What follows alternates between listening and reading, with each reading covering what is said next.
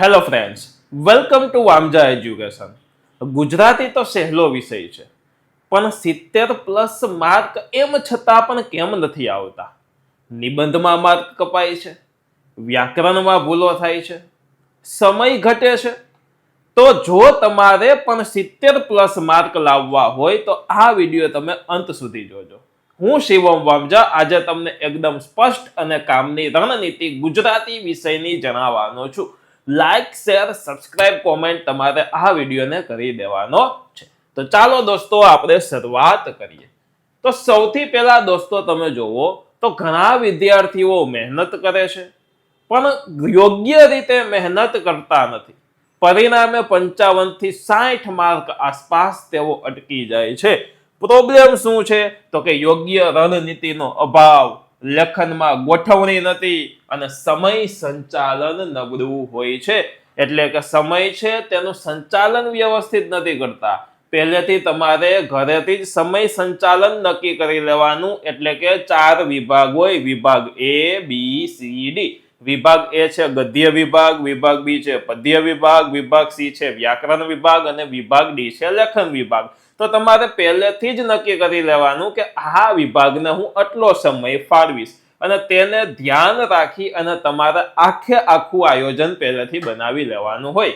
છેલ્લી 15 મિનિટ પહેલા પેપર પૂરું થઈ જાય એ રીતની તમારે રણનીતિ બનાવવાની. કારણ કે લાસ્ટ 15 મિનિટમાં પેપરને થોડુંક તમે શણગારો, એક વખત પેપર ચેક કરો અને થોડીક સેફટી માટેનો ટાઈમ આપણે પાછળથી રાખવાનો હોય છે.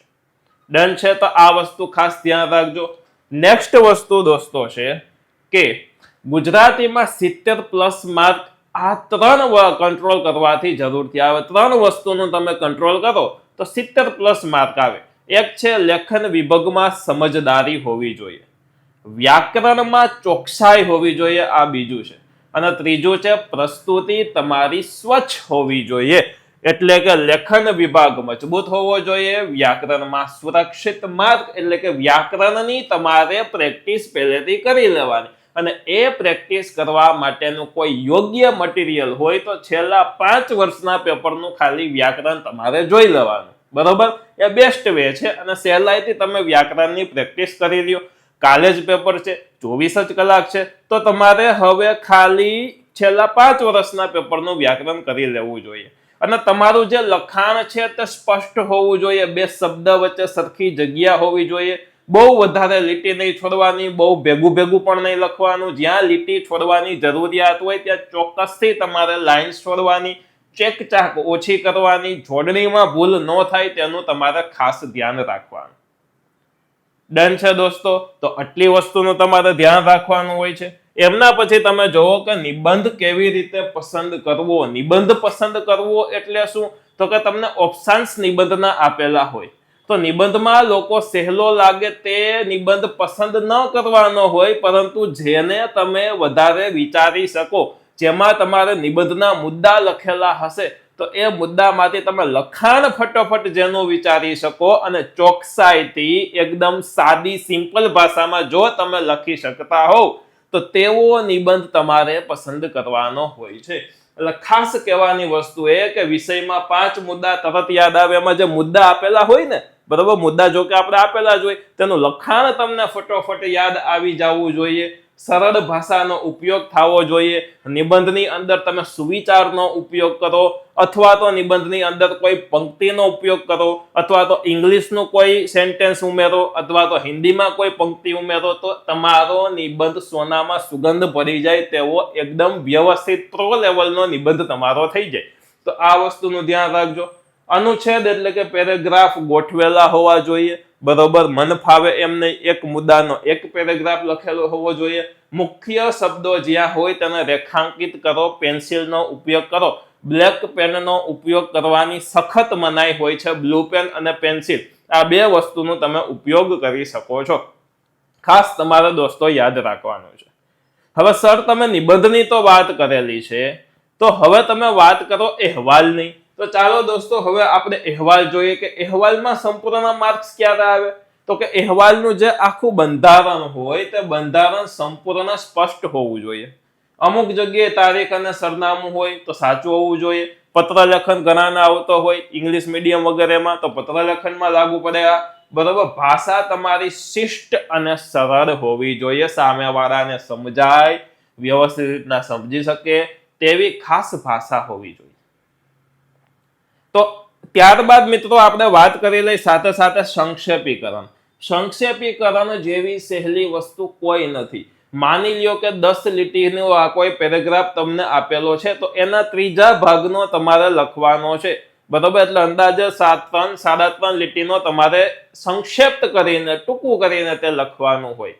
બરોબર, અને બધી વસ્તુ પાછી આવી પણ જાવી જોઈએ. તો બહુ સહેલું છે. સંક્ષેપીકરણના ઘણા બધા વિડીયોઝ આપણે આપણી ચેનલ પર મૂકેલા છે. પ્લેલિસ્ટમાં જઈ અને તમે આખું પ્લેલિસ્ટ સંક્ષેપીકરણનું જોઈ અને એમાંથી 5 સંક્ષેપીકરણ તમે જોઈ લેશો. બરોબર, નાના 5-5 મિનિટ હોય તો તમને આવડી જશે કે કેવી રીતના સંક્ષેપીકરણ લખવું. ડન છે. ત્યારબાદ દોસ્તો હવે આપણે આગળ જોઈએ તો એ છે વ્યાકરણમાં સુરક્ષિત માર્ક કેવી રીતે કરવો. વ્યાકરણ તો ખૂબ મોટો દરિયો છે, પરંતુ હવે છે 24 કલાકનો પૂરો સમય નથી. તો આ છેલ્લા સમયગાળામાં બધી વસ્તુ બધું જ રિવિઝન કરવા ન જવાય, પરંતુ પાઠ આધારિત જે વ્યાકરણ હોય તે તમને આવડવું જોઈએ. દરેક પાઠ અને કાવ્ય, બરોબર, ગદ્ય અને પદ્ય ની પાછળ તમને શબ્દોના અર્થ આપેલા હોય, સમાનાર્થી વિરોધાર્થી શબ્દ સમૂહ માટે એક શબ્દ આપેલા હોય. ફટોફટ બધા 24 પાઠના તમારા પાઠ અને કાવ્ય ભેગા થઈ અને 24 યુનિટના જોઈ લેવા જોઈએ. ત્યારબાદ છેલ્લા 5 વર્ષના પેપરમાં તમારે સમાસ, અલંકાર, વિભક્તિ, વાક્ય પ્રકાર, પર્યાવરણવાચી શબ્દ અને વિરુદ્ધાર્થી શબ્દ ખાસ જોઈ લેવા જોઈએ. એના સિવાય વધારાની એક વસ્તુ મને દોસ્તો અત્યારે યાદ આવે છે અને ખૂબ ઇમ્પોર્ટન્ટ વસ્તુ છે કે દરેક યુનિટ એટલે કે પાઠ અને કાવ્ય છે તેનો પ્રકાર કયો છે, સાહિત્ય પ્રકાર કયો છે, તેમના લેખક કે લેખિકા કોણ છે, કવિ કે કવિયત્રી કોણ છે. બરોબર, તે તમારે ખાસ જોઈ લેવું જોઈએ. એટલી વસ્તુ તમારે દોસ્તો ખાસ યાદ રાખવાની છે. અને વ્યાકરણમાં 15 થી 18 માર્ક સરળતાથી, અંદાજે માની લો ચાલો 10 થી 15 માર્ક તમે સરળતાથી મેળવી શકો, પરંતુ હવે આ છેલ્લી ઘડીમાં તમે વ્યવસ્થિત રીતના ધ્યાન આપી પાછળના પેપરોનું વ્યાકરણ એક વખત જોઈ લ્યો તો. ડન છે. તો આ વ્યાકરણ થઈ ગયું. વધારે બીક લોકોને વ્યાકરણમાં લાગતી હોય એટલું પણ બીવાનું હોતું નથી. હવે દોસ્તો આવે છે ગદ્યખંડ અથવા તો અપઠિત પાઠની રીત. એટલે શું? તો કે સૌથી પહેલા તમે પ્રશ્ન છે, પ્રશ્નને વાંચો, શું કહેવા માંગે છે, શું પૂછેલું છે. લોકો અડધો પ્રશ્ન વાંચીને જવાબ લખી આવતા હોય, પરંતુ પ્રશ્ન પહેલા આખો વાંચવાનું રાખો. ડન છે. તો પહેલા પ્રશ્ન વાંચશો તો તમારો સમય પણ બચશે. સીધો અને સ્પષ્ટ જવાબ લખવો. ત્યારબાદ પછી પાઠ વાંચો. જો અત્યારે ઘરે તમારે પ્રેક્ટિસમાં શું કરવાનું ખબર? પહેલા તમારે પ્રશ્ન વાંચી લેવાના. જો અમુક પ્રશ્ન સમજ નથી પડતી તો તેનો પાઠ વાંચો, બાકી પાઠ વાંચવા જવાનું નહીં હો. અને ત્યારબાદ ટૂંકો અને સ્પષ્ટ જવાબ તમારે લખવાનું રાખવું જોશે. ડન છે દોસ્તો. ત્યારબાદ ગુજરાતી છે તે ભાષા છે અને ભાષા એટલે તમારી પ્રસ્તુતિ વ્યવસ્થિત રીતે હોવી જોઈએ. પ્રસ્તુતિ એટલે વધારાના માર્ક સમજી લ્યો. પ્રસ્તુતિમાં કઈ કઈ વસ્તુ આવે તો કે એક્ઝામિનર છે એ દોસ્તો એના પર સારો પ્રભાવ પડે તો માર્કમાં ચોક્કસથી ફેર પડે. તો સ્વચ્છ પેપર એટલે કે વધુ વિશ્વાસ. બરોબર, તમારે યાદ રાખવાનું.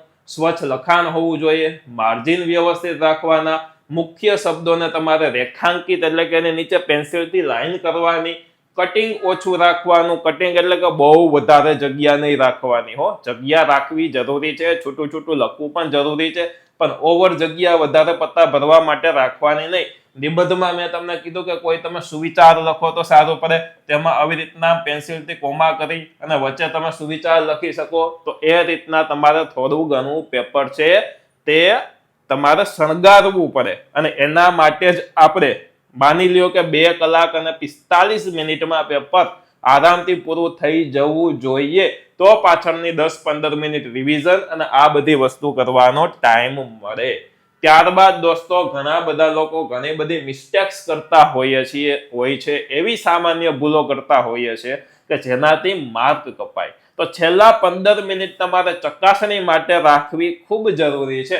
અને જેમાં પ્રશ્ન તમે અધૂરો પહેલા વાંચેલો, જો કેવી ભૂલો કરે તો પ્રશ્ન અધૂરો વાંચે, બરોબર, સમય સંચાલન ન કરે કે વિભાગ એમાં આટલો ટાઈમ, વિભાગ બી માં આટલો ટાઈમ. અને મારી દ્રષ્ટિએ ગુજરાતીમાં તમે લાઈનસર જ વિભાગ ઉપાડવા જોઈએ. પહેલા વિભાગ એ જ લખવો જોઈએ, પછી જ બી લખાય, પછી જ સી લખાય ને પછી જ ડી લખાય. આડા સવડું કરો તો ચાલે, પણ મારી દ્રષ્ટિએ ગુજરાતીમાં એકદમ perfectly fit A B C D આ રીતના ક્રમવાઇઝ લખવું છે.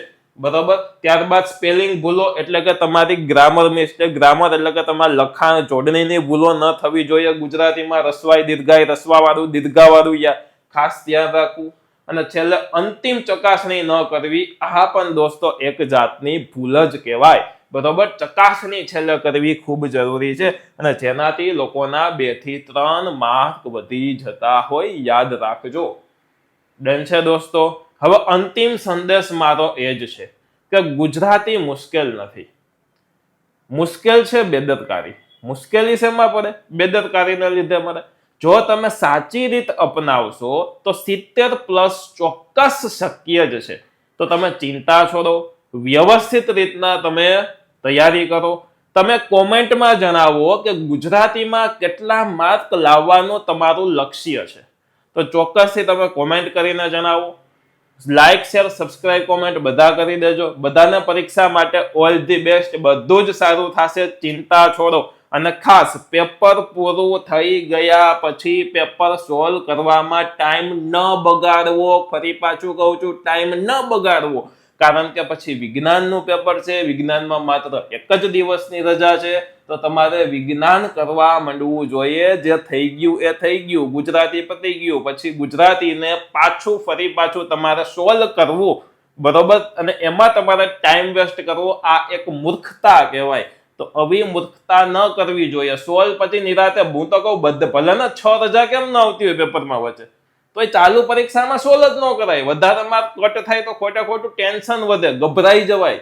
બરોબર. અને સારું કદાચ માની લો સારા માર્ક થાય તો વધારે ફૂલાઈ જવાય. બરોબર. તો આ બંને નુકસાનકારક જ છે. તો ભાઈ સોલ્વ કરવાનું. છેલ્લે બધા જ વિષયના એક્ઝામ લેવાઈ જાય પછી વેકેશન છે, નવરાશ છો, ત્યારે ભાઈ સોલ્વ કરો ને. બરોબર. કારણ કે સોલ્વ કરવાથી કોઈ તમારા માર્ક્સમાં તો ફેર નથી પડવાનો. ડન છે દોસ્તો. તો આ વિડીયોમાં આપણે આટલું જ રાખીએ છીએ. આશા રાખું છું કે આ વિડીયો તમને તમારી બોર્ડ એક્ઝામમાં ખૂબ કામ આવશે અને તમારા માર્ક સરસ રીતના વધારશે. મળીએ છીએ હવે દોસ્તો આપણે નેક્સ્ટ વિડીયો સાથે. ધન્યવાદ.